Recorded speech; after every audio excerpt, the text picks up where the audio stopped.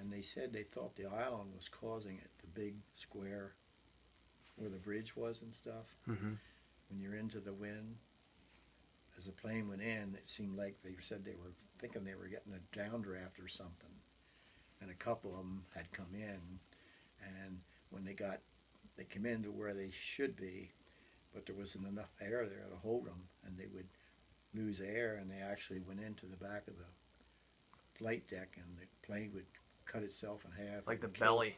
Yeah, both pilot and navigators, two guys on a Phantom anyway. That's one of our jets Mm-hmm.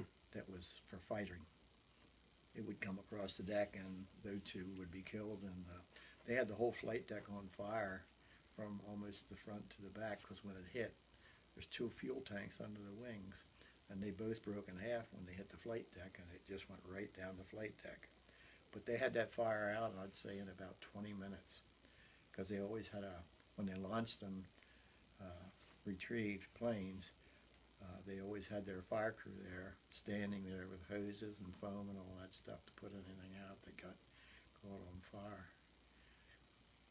Another story too with in Cuba, that's where we kind of were close to. That's why we were sent down that way. It was during the Cuban crisis, and I was on the bridge steering then one day, and that was my job most of the time.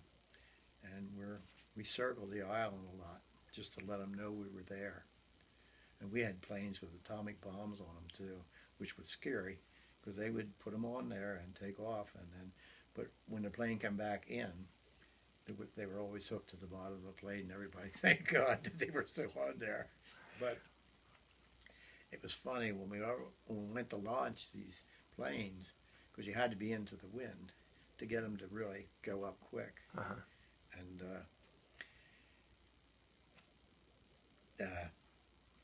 we were getting, every time we went to launch, the captain would give me a degree to turn the ship, and I'd do it.